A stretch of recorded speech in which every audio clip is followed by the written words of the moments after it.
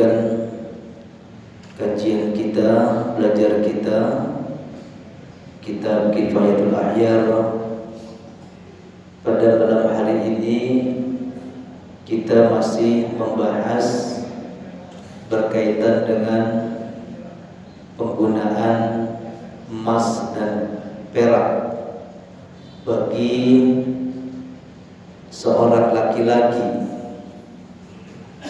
Kalau untuk perempuan tidak ada masalah, tapi kalau bagi laki-laki itu menjadi masalah,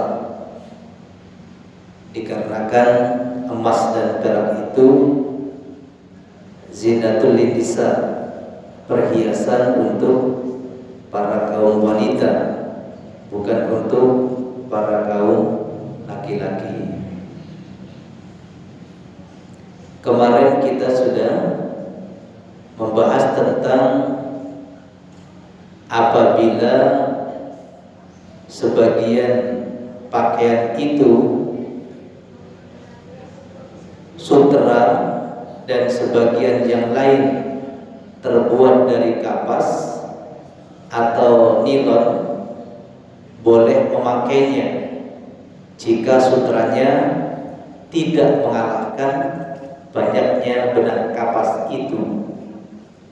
Wa idza kana ba'du sawbi ibri sama wa ba'duhu kunnan aw kitanan jaza lubsuhu malam yakunil ibri samu ghaliban. Jadi kalau misalkan dicampur tapi campurannya itu tidak banyak, hanya sebagian saja, maka diperbolehkan. Bahkan kemarin yang pakai fiddah ataupun memakai emas, ada benangnya dari emas, kalau hanya listnya saja, misalkan itu ada di kerah atau di kancing baju atau di pinggiran lengan misalkan, itu diperbolehkan. Yang menjadi dalil kewenangan menyulam dan memberi tepian dengan benang sutra ialah beberapa hadis, diantaranya yang diriwayatkan oleh Imam Muslim dari Umar radhiyallahu anhu. Beliau berkata, naha Rasulullah sallallahu alaihi wasallam an lubsil hariri illa fi mawdi'in isba'in aw isba'ini aw thalasin aw arba'in. Rasul sallallahu alaihi wasallam melarang kami memakai sutra kecuali pada tempat yang hanya satu jari atau 2 jari atau 3 atau 4 jari. Jadi lebih lebarnya dari 4 jari ini tidak diperbolehkan. Maka kalau misalkan 4 jari ini dipakai untuk apa? Ya untuk list, untuk pemanis, untuk kerah, atau untuk tepian ujungnya baju atau gamis atau kain sarung, itu masih boleh. Yang itu tidak lebih banyak dari aslinya. Nah, ini maksudnya baju gamis yang kita pakai ketika dicampur itu masih banyak baju gamis ini bahannya warnanya seperti ini daripada campurannya, itu masih diperbolehkan.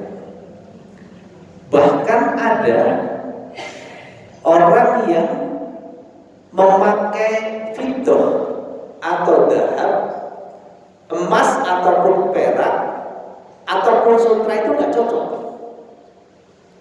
Ada gatal-gatal lah, ada bikin biduran lah, macam-macam.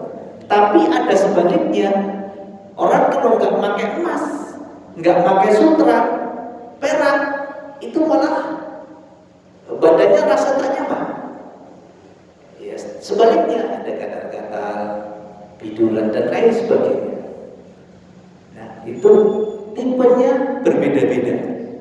Ya, kondisi apakah ketahanan tubuhnya atau kulitnya dan sebagainya itu masing-masing orang berbeda-beda.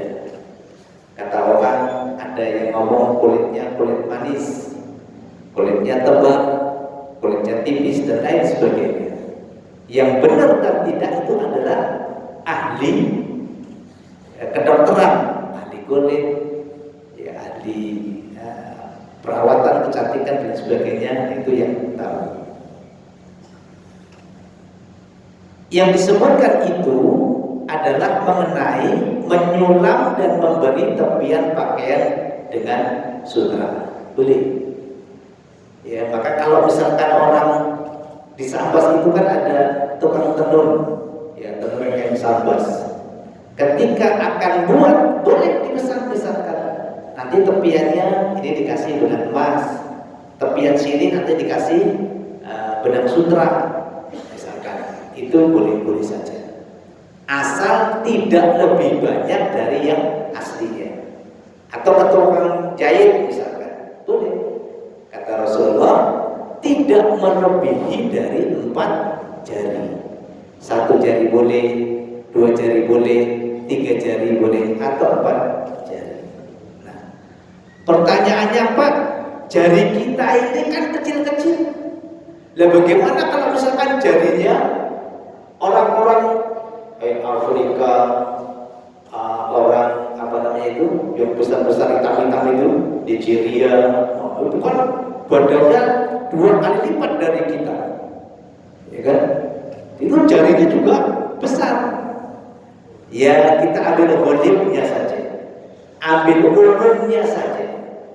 Ya, kalau orang Indonesia sepantasnya paling besar seberapa? Nah, itu tadi. Ambil umumnya saja. Masalah emas, ya, kemarin ada dikatakan bahwa memakai emas itu haram hukumnya karena amat banyaknya penghamburan ataupun pemborosan harta. Yang demikian itu telah dijelaskan oleh Imam Al-Baghawi. Ya, kalau hanya sulamannya dikatakan sulaman benang emas misalkan.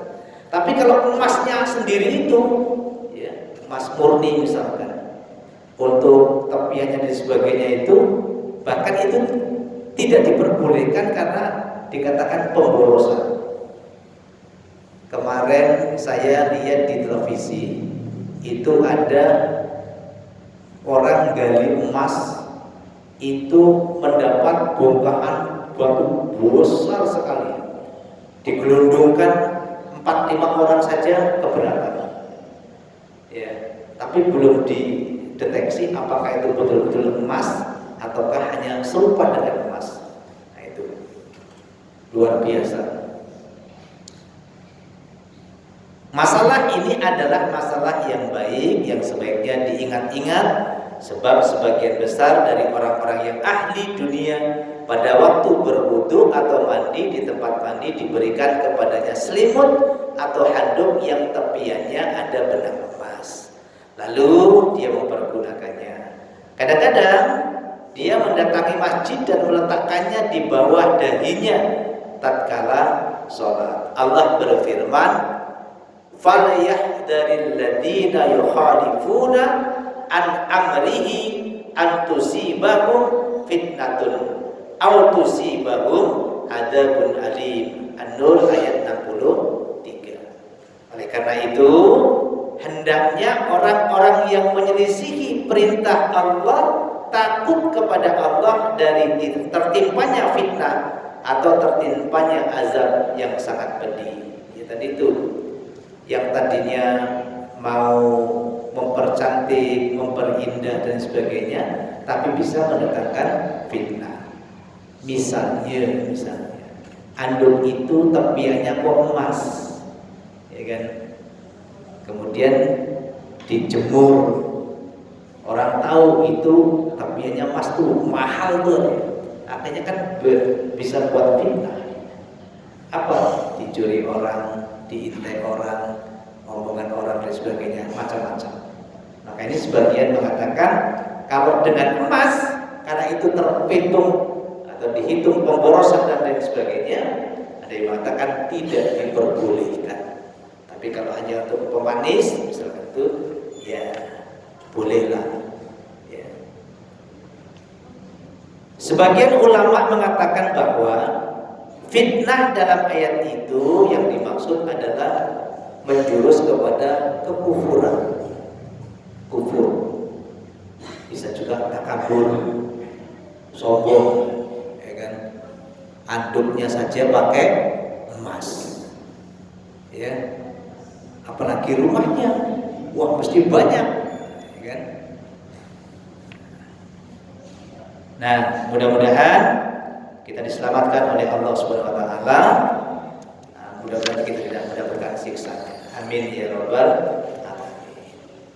Nah, baik Bapak-Ibu sekalian, mungkin ada sharing kemarin yang belum bisa sampai selesai, ataupun ada yang mau bertanya kemarin karena waktunya sudah jelang isya. Kalau misalkan sekarang ada yang mau bertanya,